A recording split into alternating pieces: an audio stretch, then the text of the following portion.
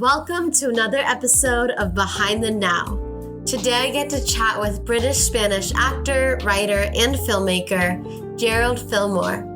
In Spain, Gerald is known for movies such as The Football List, Unfortunate Stories, the primetime sitcom Jim Tony, where he was one of the stars and writer for 5 seasons, and the Amazon Prime series Little Coincidences, for which he acted and wrote. Gerald has also written for many other companies, including Televisa, Mediaset, and Facebook Watch. Hold for applause, Gerald's latest short film as a writer, director, actor, and producer has received 25 international awards and has been selected in over 100 festivals around the world. Dive into our conversation to learn more about Gerald's journey, including his creative process as an actor and writer. Hi, Gerald. Thank you so much for doing this with me today. I'm so excited to talk with you. Thank you. Thank you very much, Jenna. Very excited to be here. Yeah, definitely. So I saw you in a play recently at the LA Brisk Festival, and I just wanted to ask you to start, walk me through your pathway of getting into acting, filmmaking, and writing. Where did that come from? Did anyone in your family do it? What's your story? Oh wow! No. Actually, my parents, they had I grew up in Spain. I was born in Spain, and my mom is from Spain, and my dad, he's British and American, and they had an English school for 30 years. So no, they're not related to the industry or to the theatre world or whatever.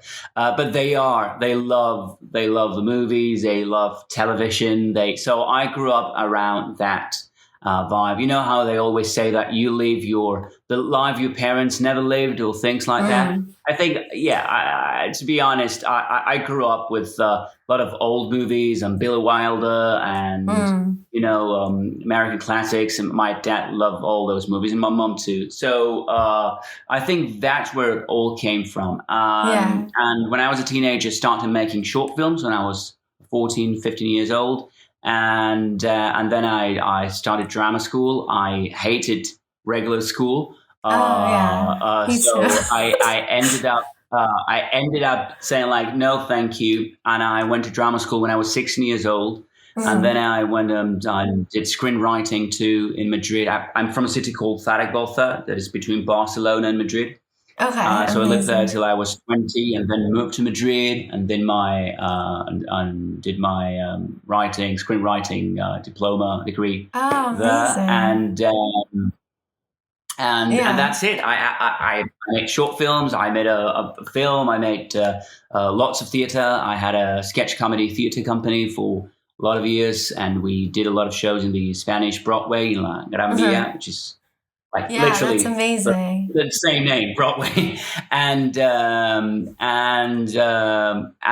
writing for TV, for theatre, and that's it. And I've done that's so awesome. Until I moved here to LA a few years ago. Oh, okay, cool. So you grew up in Spain, so you're obviously completely fluent in Spanish. So Spanish is your native language? Right. Yes. Right. Yeah. Wow. Yeah. So your English is completely perfect, though. You wouldn't know. Did your parents speak in English to you growing up? Where does that come from? Yes, my dad didn't speak much, but no. but no, he did. We went to bilingual. I went to bilingual school till I'm 7, but only till I was 7, and it wasn't that. It was bilingual, but it wasn't it was back in the early 90s. It wasn't that sophisticated back then.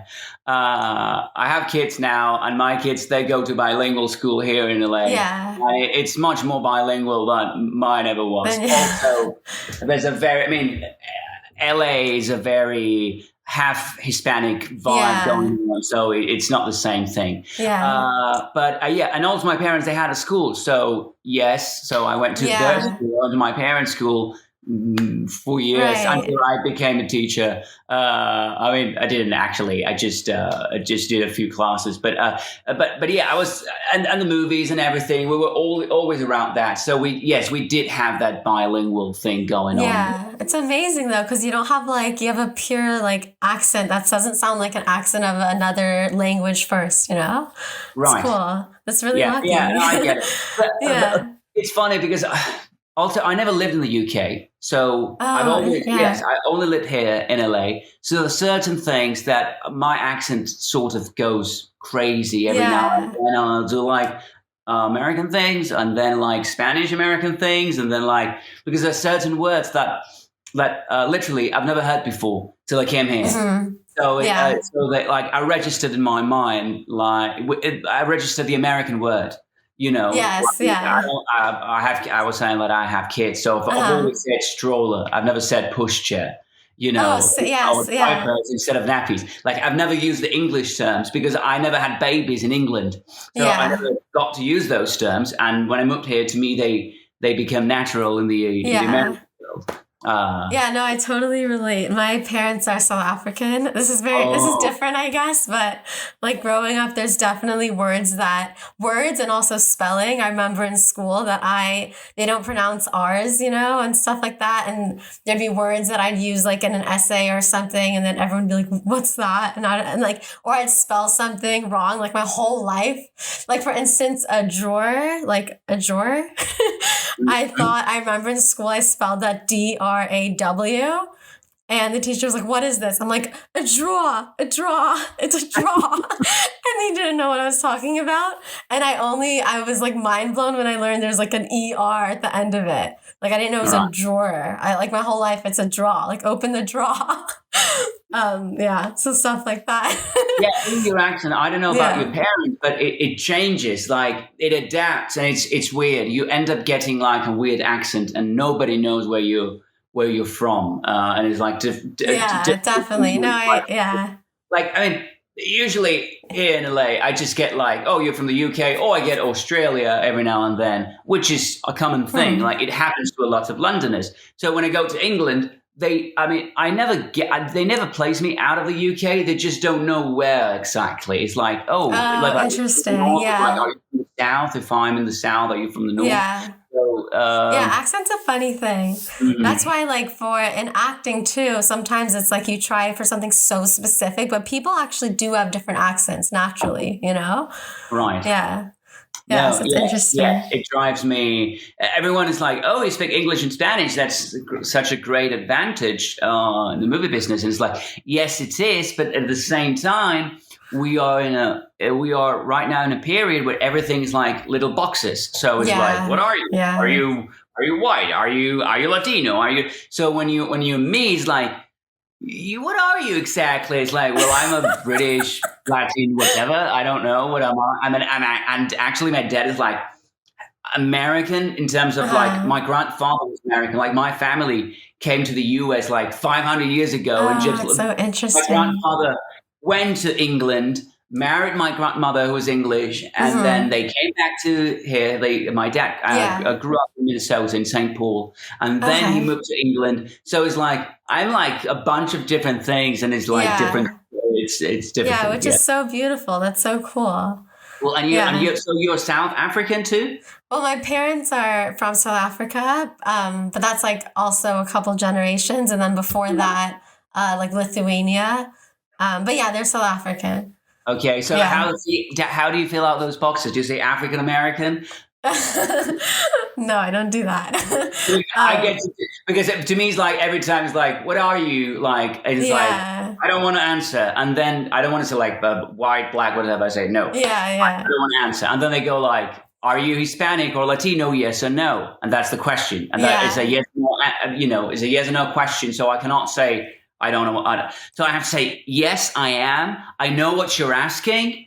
And Mhm. I am not what you're asking, but I am Yeah. why I am Hispanic or Latino, because that literally means I come from Spain. I have Spanish heritage, and it's like, yes, I do have that, but I know what you're asking, and basically what you're asking is a different question, which is if I am like from a Latin American country and I have Latin American ancestry, and that's completely different from, you know, and it's just like it gets. No, I know what you're saying completely. Like it doesn't fit everything. No, I have. I don't know. Yeah, it's a thing, you know, it's definitely a thing. Like, I've even had like after the fact questions, like I've auditioned for something and then they'll, like my agent will be like, they're asking what your ethnicity is. And I'm like, well, like this and this. And it's like, you know what I mean? It's like, it's hard. It's weird.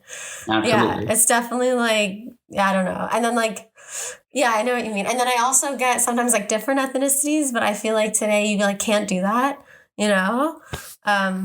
So yeah, it's definitely tricky. So let's jump into your writing process. So what's your writing process like? Like when do you decide to pursue a specific idea? Do you have a favorite genre? I know you're great at comedy, but I do all of it, or yeah. Wow. Yes, that's, you know, depends on the day. I don't know how to answer that question. Okay. There are every now and then there's certain topics you want to talk about, and it's like, oh, I would love to write something related to this. But usually, to be honest, I don't look for like the topic. I look more of like, oh, I like this story, and then what is this story about? And then I realize what the story is about, or what you know, what's like like taking the layers and finding out what the story really is about. But like my first instinct is like, oh, here's a funny twist, or here's what, you know, but it also, I think it really depends on the project. And you watched, Done, the play I did with Brisk. So I did that with Judd Pillard, who was a wonderful writer. I've been working with him for years, and we wrote a movie together, and amazing, and also a pilot. Yeah, that was brilliantly written. Basically, it was like, oh, I was going to do something because I was already at the same festival a few years ago before COVID. Before the apocalypse, and Jet said, I would like to do something with you. And it's like, great, let's do something together.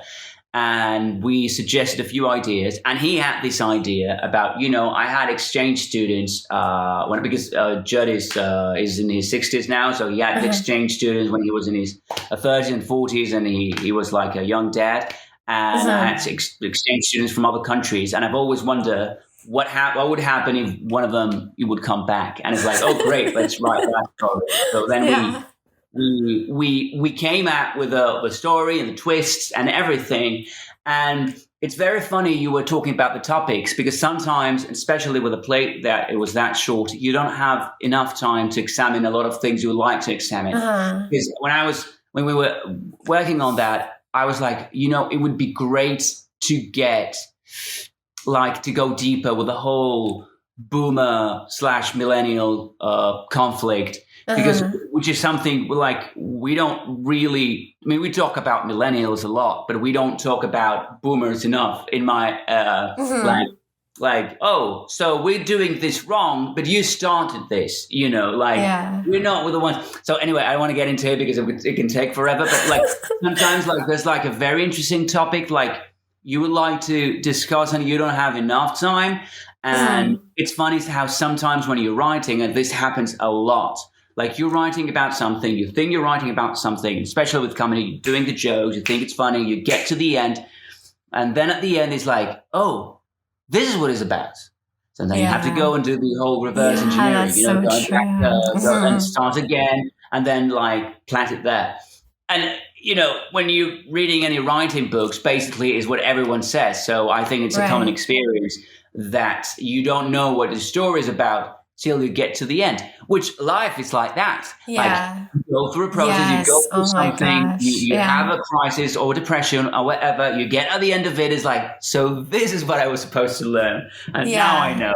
That's so interesting. I love how you compare that to life, because a lot of things in creativity kind of organically organically kind of replicates life, right? So if you're always just thinking what would I know? What would I, whatever, when you're like acting or writing or whatever it is, it's like a very good basis, you know? If I could go back in time, this is what I would have done in the first act of the story. When I didn't have this information that now I have, and I can make the final decision and move to the third act, to the climax and happy ending. Or not really. Life is more ironic than that. But it's true. Yeah. So what's your process then like for outlining? To what extent do you outline? Like, are they detailed? Do you follow beat sheets? I don't know. Like, how do you go about it? I love Blake Snyder. I Save the Cat, you know, the book. And actually I was, with the audiobooks and everything, I was listening to his books again. And which is great. I find it great, especially I'm now writing several projects, and one of them I'm on my own, which I don't like, to be honest. I like people. I like talking, as you can hear. I love talking, so I love throwing the ball and having that, you know, that debate of ideas. Like that. Like you're investigating or solving a puzzle or whatever. Yeah, so and it also keeps you out of your head more. You know, like you can throw something out there, and someone will immediately take it to the next step or just another direction. Within your head, you're like a little bit more aware of it, you know? Not only that, sometimes what I find is that I'm writing something and I write something that it has not to do with the spine of the story, and it should not be there, but I like it and it's funny. And I just put it there for way too long. And it's because I'm on my own. And if I'm talking with someone else, I just read it out loud. The other person laughs and it's like, okay, now we're done. Like my ego is satisfied. Right. That's a great point too. So I think that happens. So I'm very talkative because I've been working on alone for a few days now. So okay, good. So anyway, so I love Snyder's beat sheet. I think it's so helpful, and how he says, well, first you need a great title that has a double meaning and has the irony, and you need an outline with the irony, and I think that's great. Like if you can't put your movie into one line and one sentence, that you're not saved, but it's save it, and then go to the beat sheet. Like I was writing, I'm writing a movie with this other partner, and we were doing cards and everything, and I find it so helpful. It's just. I loved Robert McKee and Sitfield, of course, and Aristotle, and but what I like about Snyder is how he took, he's just taking it to the next level. It feels like learning music, like learning the notes, which makes writing easier. And even though I know that some people see this formula, I don't think it's formula at all. I just think it's the voice of experience and like a skeleton. Right. Yeah. Yes. Exactly. That's the skeleton. Yeah. And we all look different, but we all have the same skeleton, pretty much. Yeah. No, because I mean, stories have been going forever, and there is like a backbone to them. Like there is a structure. Absolutely. Yeah. So I think every time I don't do cards, which is happening to me now with another script, I hate it. Like it get to a point where it's like, oh my God, I should have done this. I thought I could do it. I can't. Now I have to go back now, especially because now I have to rewrite on paper. And I find it like more difficult, basically, because I have to order my ideas, and it's like, oh my God, there's too many of them, and it's overwhelming. So it is. It's really like I always growing up, I loved English and writing essays. I loved it, and this sounds irrelevant, but like in school, my struggle was in the beginning, like when I was young in school with essays, was like structure.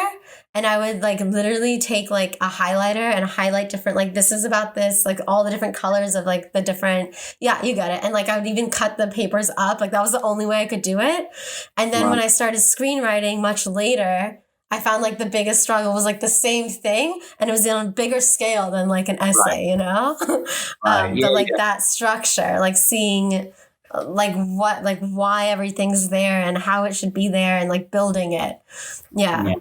Especially, I love, planting things on the first act and paying off and all that. Like, that's why I think, Back to the Future is one of the greatest movies of all time. And everyone loves that movie. It's because basically it's a movie where they say, like, if you pay attention for just 30 minutes, the rest is just going to be fun.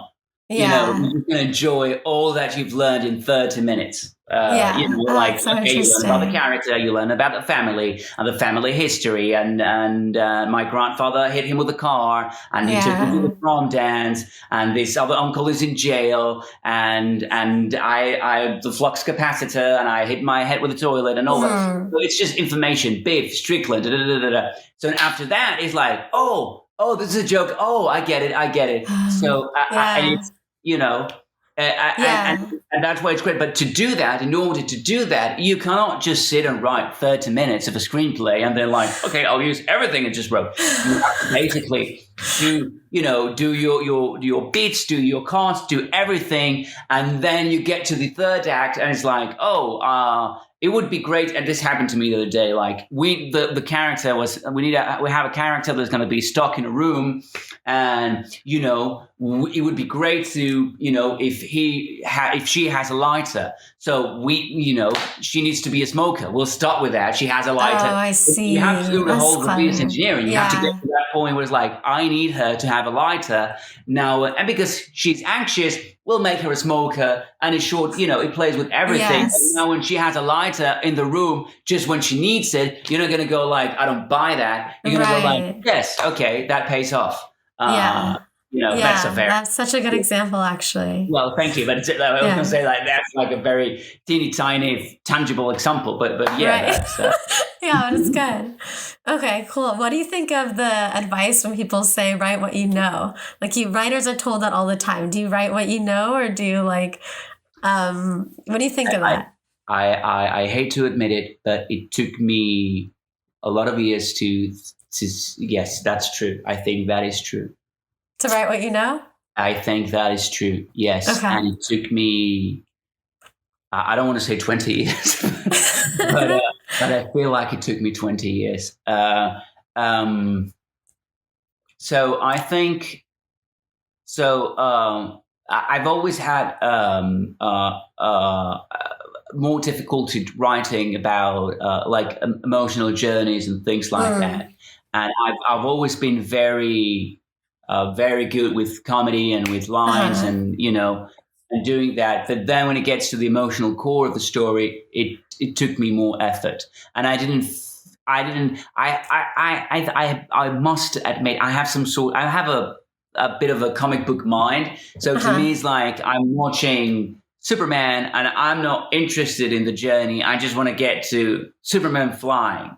Okay. And that's how I felt when I was a little kid. And now that I'm an adult, or at least that's why my ID says, it's like, oh no, now I like the epic, and now I know it's important. So I've grown, I guess. So now I get that how that is important, and it took me a lot of time. I'll do this example. Sorry, I wrote a movie when I was 18 years old, and I shot it. It was a full-length feature, 90 minutes, and it was in a few festivals. And there were like several stories, different stories. So now when I see it, there were some stories that took place in a high school. And when I made it back, I mean, it was a lot about what I knew in high school and about bullying and stuff. And then I had these other stories. That was a detective story. I mean, when I made it, I liked the detective part and the action. Really thing. Yeah. And I wasn't really into I wrote this other bit of the movie that it was like it's okay, but it was just like I'll write this, whatever. Now when I watch it, it's like. That was so much better because I know what I'm talking about. The part about the high school, I do know what I'm talking about. Like I'm using actual lines from teachers of mine. Yeah. The way I painted those characters and everything, they're real because they're based on real people. Right. So I think Tarantino said something very, very interesting, which is you should every time you write a script, you should always be ashamed to show it to a few people, to like 2 or 3 different people, because they know that if they read it or see or watch it on screen, they're going to go like, "Oh, wow, is that about me? Is that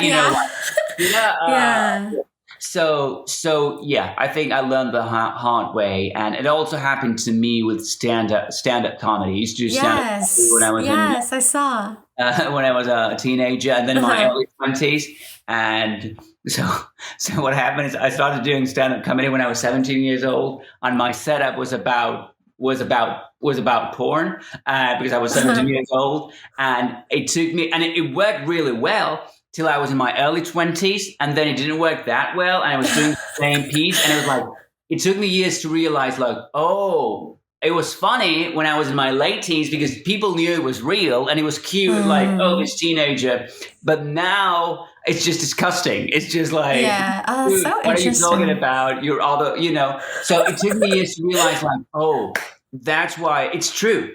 It's funny, or you like it because it's true, and because that was like, in my late teens, that was all I could say about regarding sex was that, and that was funny.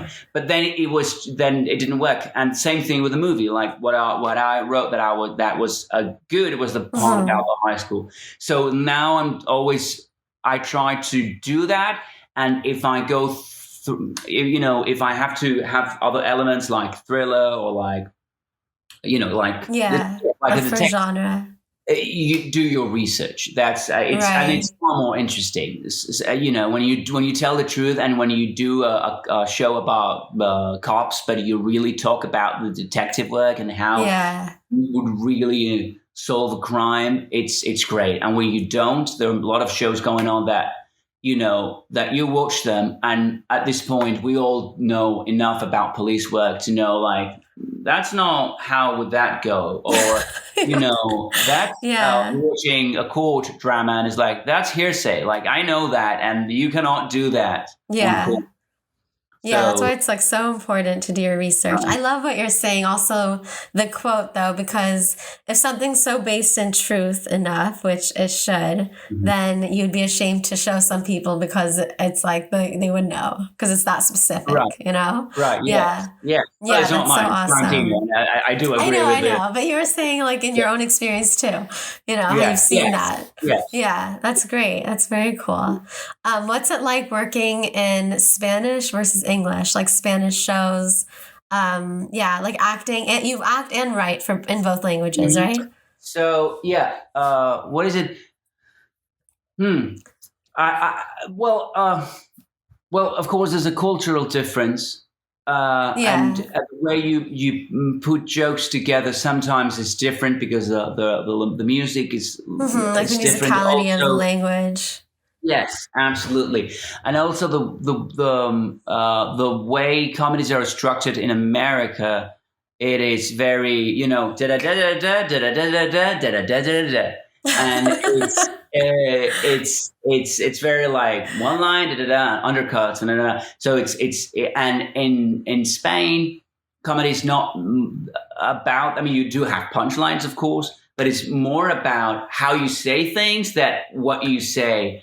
Or so sometimes there's no punchline. It's like a very, very long line. It depends. If you do have that's so interesting. I feel like sometimes it's because you're emulating like English or American sitcom. So so it's different. It's different. Like sometimes the line you say, like we curse a lot in Spanish.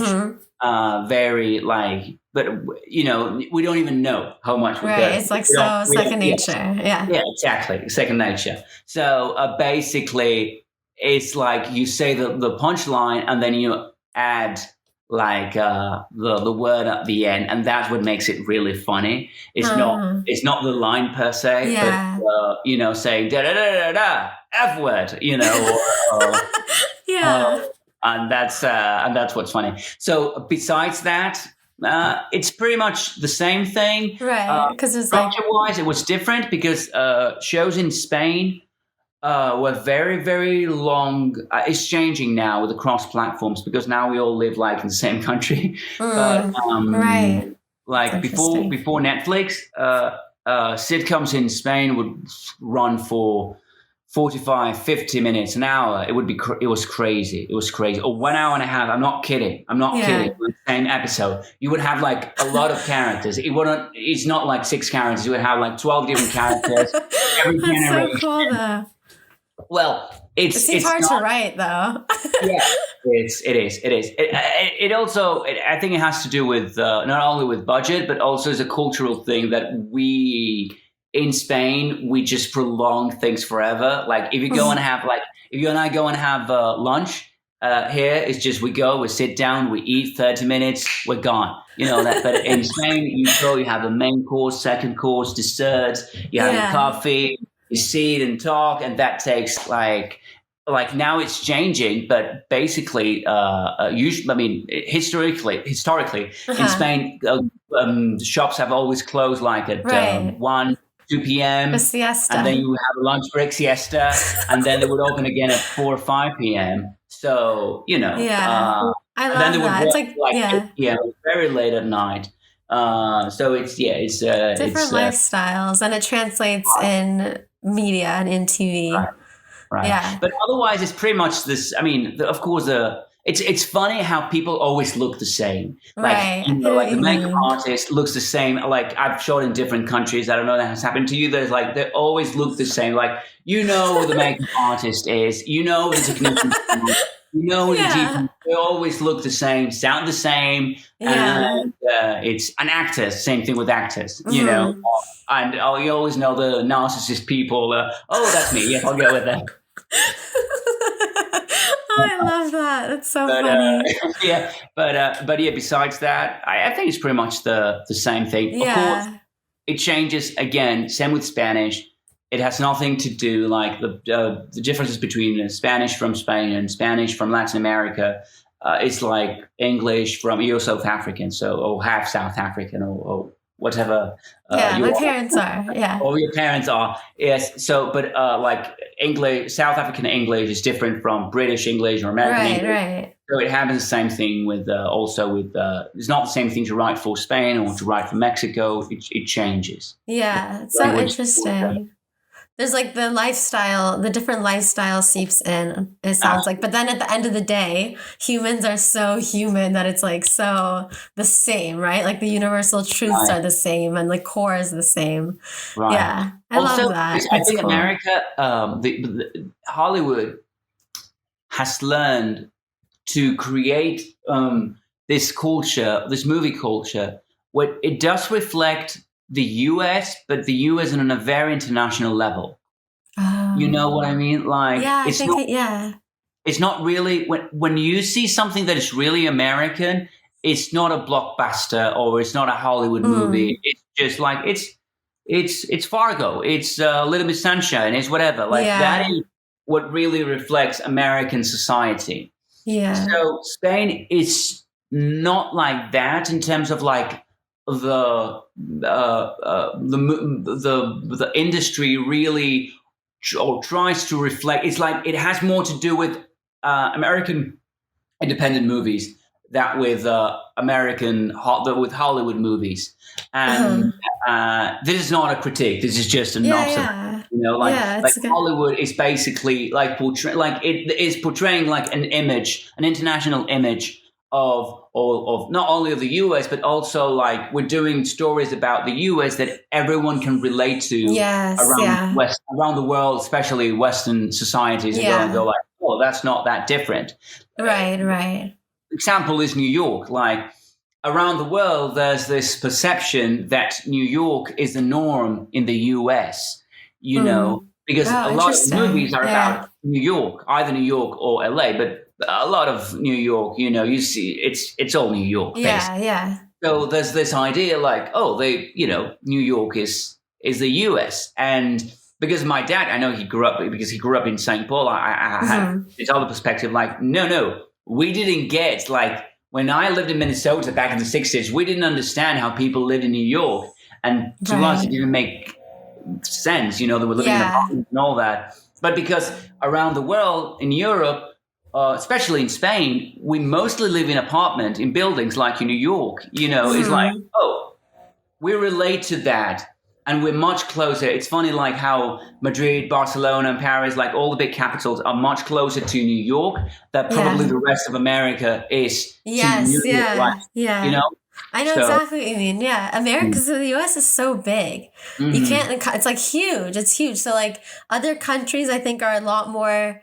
There's a lot of cultural differences and stuff within countries, but I feel like the U.S. is just like very big. That it's like incomparable almost to other countries sometimes. You know. Right. Yeah. I mean, I imagine like very big countries like India or China, like it's absolutely crazy. Right. I know. Yeah. Good point. Different they can be. But yeah, I mean, also it's a very big country, but it is a very modern country. So differences. I mean, there are differences, but I don't find like it's. It's not the differences within the country is that different. Like you would like in Spain, you have 5 different languages, you know, and it's the size of California, but you have several different languages. Although the culture is pretty similar. It's just Mediterranean culture, so it's difficult. It's hard to tell. I mean, we would need to analyze society and such. But what I've always find amazing about the US is not the difference between the states, but the difference between like within like one community. Like you are in LA, and it's like, oh my god, like everyone has. So, you know, like you and I were talking here, and you have your South African background from your parents, and I have my Spanish, British from my parents, and it's just like... Yeah, you know, exactly. It's really like the whole melting pot factor. Right. Like your family and my family, they've been, you know, flying in completely different parts of the world. Yeah. So, and it's crazy. So, of course, the you know, the cultural background that you have, and of course... you know, South African has a lot of British. English culture. Yeah, definitely. So we do share a common ground, and we're both in LA, so we know how we talk. But it is amazing. Like I live in Glendale, and in such a big Armenian community, I knew nothing about Armenia till I came here, and it was like, oh my god, they have. You know, I relate to a lot of things because even though. It's in Asia. It's it's in Asia, Spain. I mean Europe. But it's not that far away from Spain. Like this is Armenia, and this is Spain. And but there's a lot of similarities that I get. At certain levels. Yes. Interesting. At least in pastries and bakery and things like that. I love that. Yeah, it's so fascinating. That's cool. Did you start writing also to write stuff for you to be in? Like, is that kind of how it started? Yeah. Yes. Okay. Me too. Yes. Although you've been writing much longer and stuff. But, Yes. I think that's what I like the most, to be honest. Yeah. Like you always get that question, what do you like? Writing, acting, or, you know, and it's like, performing things that I've written. That to be honest, that's where I think I excel. Like I'm better. What I mean, I excel is like I think I'm better at doing that than just acting or just writing or just. That's brilliant. I love that. When I feel like I can do the whole thing is like no. I write it in a certain way that I know how to deliver this. So I'm like I feel comfortable or I feel confident. Saying like, I think I'm very, very good at delivering this, especially, and now that I think about it, it has also a lot to do with what you were asking about topics and about what you know and all that. Right. Yes. I think it's I love working, and I consider myself to be hardworking. But I am not hard work. I don't work enough on things I don't want to work. You know, like you know, subtext or whatever it is, and it's like, oh, I should do more of this, and I don't, and I, you know, that's okay though, because I don't like working alone again at home studying. Like if I could, I would just be, you know, have a assistant to just run lines and, you know, and that's what I would do. then and coaching, and that's what I would do. That's what I love. I love working with people and talking. Yes, But,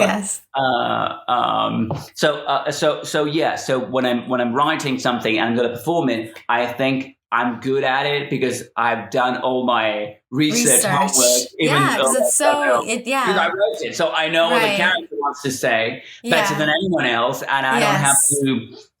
So I don't have to do that part where it's like, what does he mean? What is the definitely mean and you do, like, because writing it is so comprehensive. You do know it better than anyone else, 100%. It's interesting because I sometimes think when you're in something that someone else wrote, I almost wish like you're part of the like that you can like talk to them about the writing process, because sometimes especially like auditions, you get like a few pages and sides and it's like figuring it out, right? And you're like making these choices and some of it's based in the text as much as possible, but then you're like doing what you think, right? But like you just know what the writer went through to come up with it, that you kind of would like, it's so valuable to know that, right? Because you're serving that story. So when you wrote it yourself, it's like you already have that ingrained. So that's a really cool point. Absolutely. And I hate auditioning. I hate it because it is like a very specific thing. And the people who are very good at it, and because it really, it should take like, it's like, it's acting, but it's like a very specific thing, it's like, I'm very good at musicals. It's like, I'm very good at auditioning. Like I'm capable of I know exactly. 10 pages and getting getting it right away and understanding, and I can be fast and all that. So it requires very specific skills.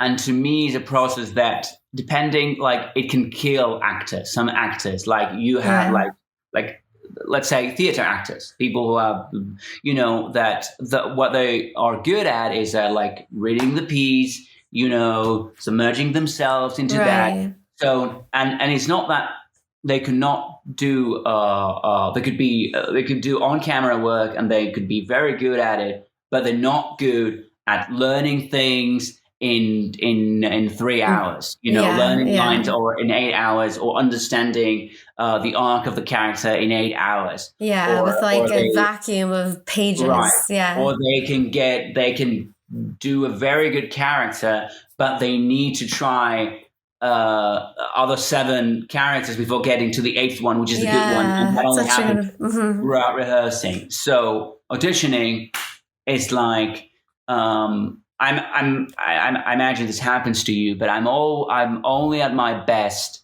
when I'm working a lot. Like when I'm, shooting something else on a theater play, and I have to self-tape, and it's like, okay, I'll do this other character. Okay, I can do it. Right. You can just jump in. I have the training. I have the. So I find it hard, especially because you can get into a loop. Like if you're not working and you have to audition. You're not good at it because you're not working, you're not training, and you have other things going on. So it's like, it's like, oh my God, I have to stop and I have to go back to theater. I have to go back. I need training, and training. I don't know if this happens to you, but I don't find it satisfying, because it's not rewarding, unless maybe. I don't know. I've never considered myself like an actor, as in like those people. Maybe you're like this, but like very, very into performing and acting and Stanislavski, and I'll go to the gym and I'll work out, and like it's all about I'm the tool and I am the master of my own universe, the owner of my fate, whatever, and there's I've never done that, and so. I don't even know what I was going to say. So anyway, I see what you're saying. I find it hard. You have to be very committed, and you have to be very good at it. Are you good at it? I mean, I have fun with it. I don't like in terms of what's the qualification, like the how are we quantifying good, right? Yes. Well. You know what I mean? That's Like, very good. How yeah. Yes, because if you quantify it, then you're terrible at it. You always say, like, I'm terrible because I'm not getting. It's a very Yeah, very hard job. It it is. I mean, to, is. Yeah. get basically getting all these no-nos every day. It's terrible. Yeah. And you end up having like this. You're like a kid, which is Yeah. look at me, look at me, look at me, look at me. Pay attention, and then it's like, okay, look at you, read this. Okay, no. Did I get it? No. Ah, look at me, look at me, look at me. Did I get it? No. Ah. That's why we're crazy. How can you not be? Yeah. And you don't get paid to do any of this that I've just described. You only get paid if you get the job. Yes, And if you know. get it, then it's like, oh my God. And then you start all over again. And if you get it and you are very lucky and you get into a very cool project or a movie, it's like, oh, I made it to this league and this is great. But now you're surrounded with premier players and it's like, oh my God, now I have to play with these people. And, suddenly your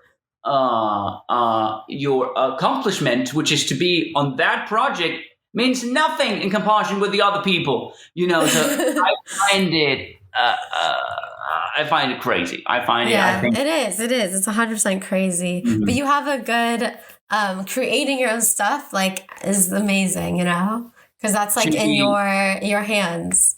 To be honest, I stopped. I didn't stop doing that. But when I first started doing this, that's what I used to do. I used to write and direct, and I wasn't even an actor. I became an actor later. I made that mistake later in my life, and I was very happy doing that. And then I started, doing TV and things, and I was like, oh, okay, this is what our micro society tells us to do. Like, success is doing this.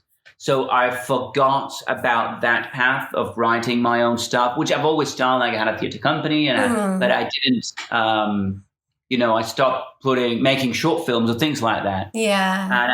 And until I got to a point where it's like, I'm not happy doing this thing of trying to be, acting and trying to get good jobs. And I was writing, but I was writing for other shows and stuff like that. And it's like, this is not what I really want to do, and I have to go back to my roots on what I did, which also, to be honest, I also needed to have that financial stability because, I had it until I was 20 and I decided to start a new life in Madrid, and then I had no financial stability. So, and then when I had it, I came to LA.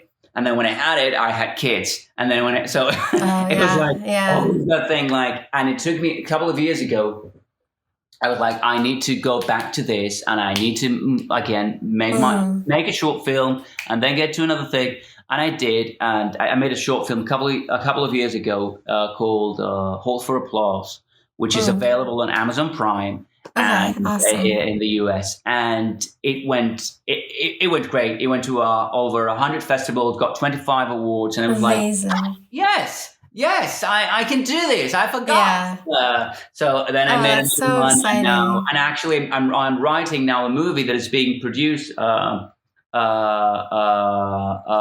of that short film. It's based on that short film, and I got a couple of production companies interested, and they are financing that venture. Yeah. So I'm excited. So cool. I love hearing that. Excited about that, and it is doing that, which is what I was supposed to do, what I was doing before, and somehow I got lost in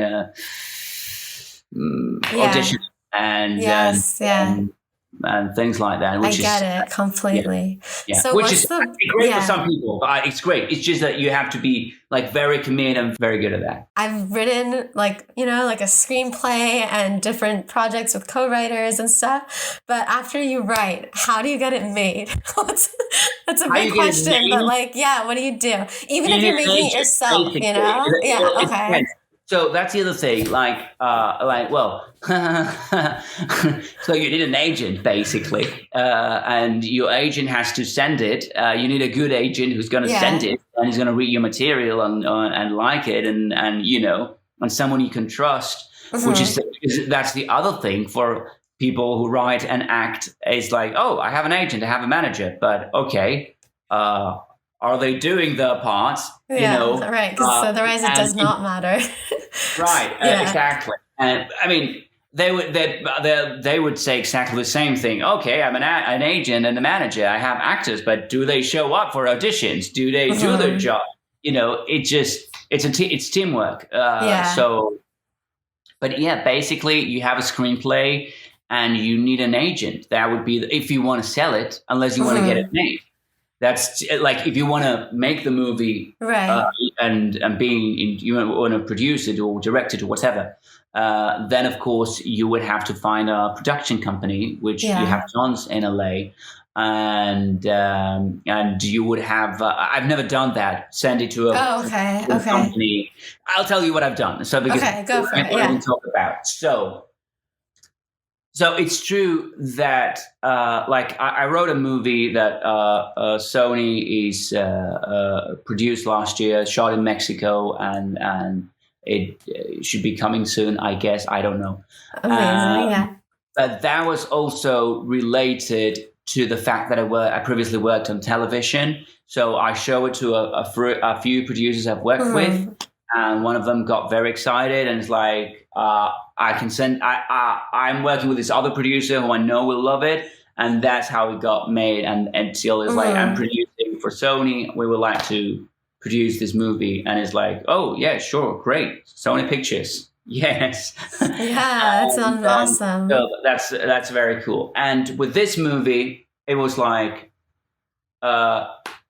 yes, but this time I want to write something I can get made.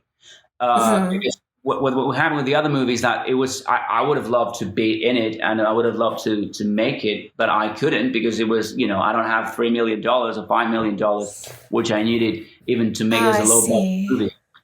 But this one is like I'm writing the one I'm writing now is like this one I can get made. I can find enough money. I can put enough money together to get it made and be in it, to be involved.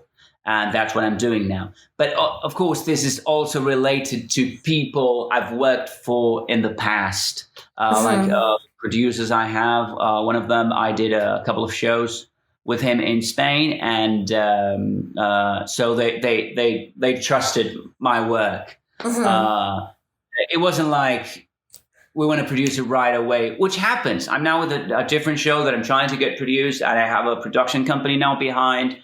And they read the material. They read the pilot, the Bible. We have a little sizzle reel. They like it, and we're moving on, which is cool. great.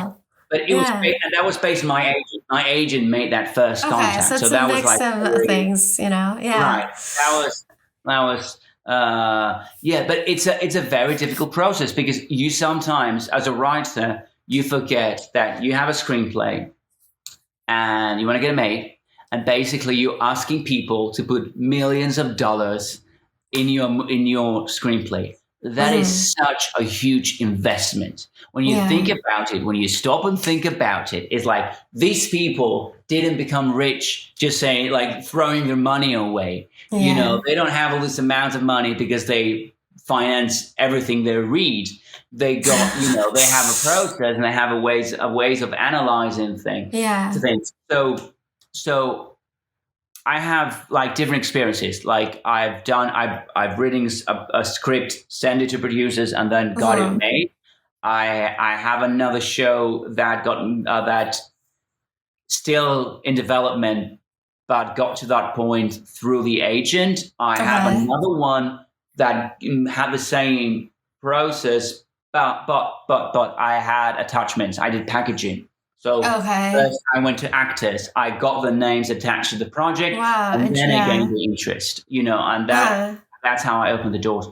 Which is something, of course, if you can, but that what I would recommend if you have access to, let's say, someone who's has a name. Yes, it would be great if they can sign a letter saying like, "Oh, I'm interested in the project" or whatever. That that's awesome, that's just like through relationships you have, or like just different ways all the time, right? Right, yeah. I mean, it is based on the previous experience again. Yeah, It's based yeah. on like, we were like, we need a big name. And it's like, I know who I've worked with this actress. Right. That's We made this awesome. movie together. she would be great. Yeah. I'll call. And yes, of Yeah. course, she's going to pick up the phone because she knows me. We've worked together. Yes, that's So, amazing. And how do you and that, ensure like that if it's something you want to be in, how do you ensure that? Or do you kind of put that on the back burner, like while you're trying to get it made? I do.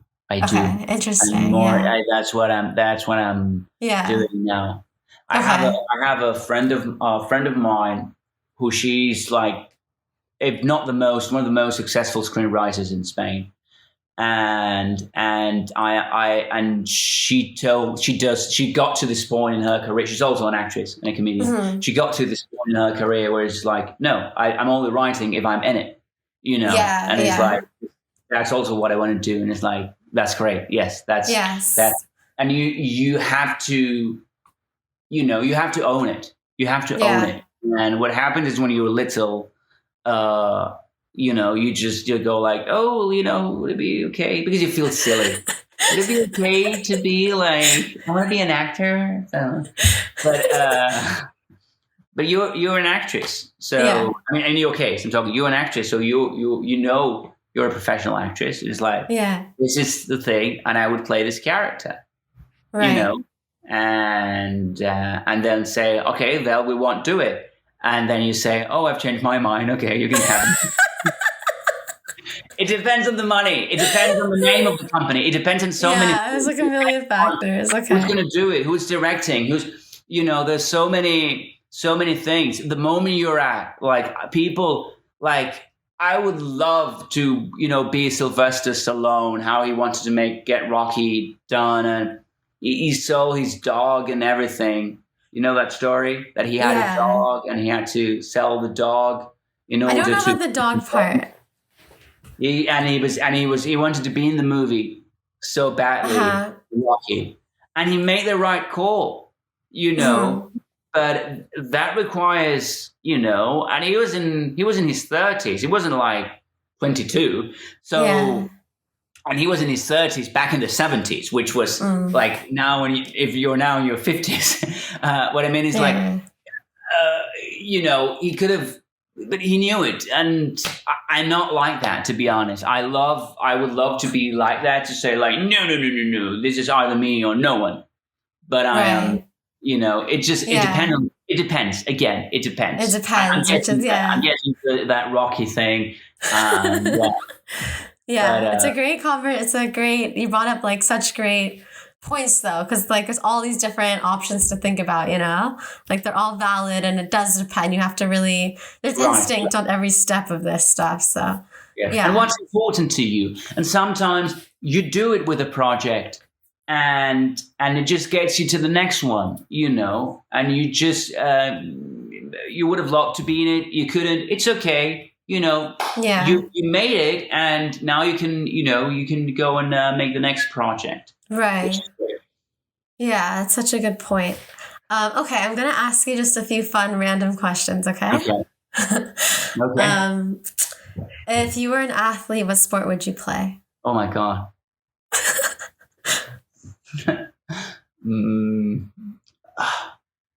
Oh my God. If I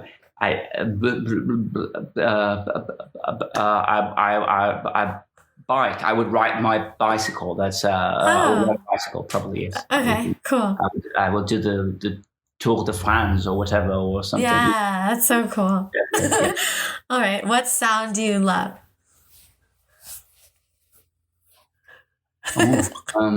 What sound do I love? Oh, laughter. Yes. Oh, that's a great one. Yes, absolutely. Yeah, definitely.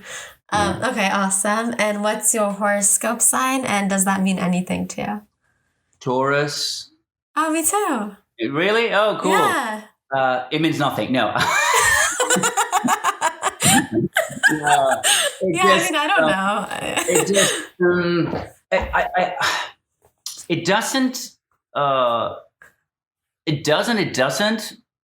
Like when people say like, "Oh, I'm very stubborn." I don't know about you. Like I'm very stubborn. I'm Taurus, and it's like, Yeah, I get it. Yeah, I'm stubborn too. So it doesn't, it doesn't guide my life. I don't go to the newspaper, oh my God, what should I do this week? But the news, my God, I'm old, to the newspaper. Nobody goes to the newspaper.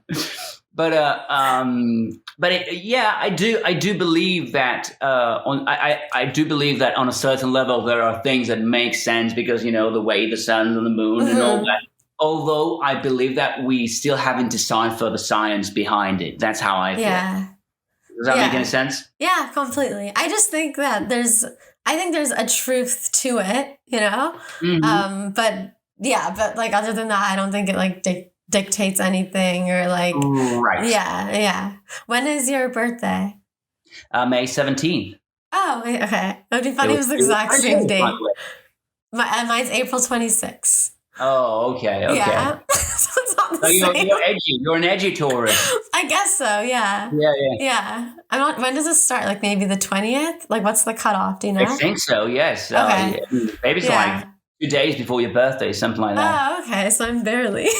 Yeah, barely a Taurus. Okay, cool. Well, thank you so much for doing this. I really appreciate it. Thank you so much, Jenny. I've loved talking to you. I could talk to you for this could go so long. Thank you. You're so welcoming. Yeah, I feel exactly the same way. Like I don't know how long we've been talking, but yes. Such an insightful conversation, really. Like I love listening to you. Thank you. Thank you, Jen. I love talking to you. Thank you so much.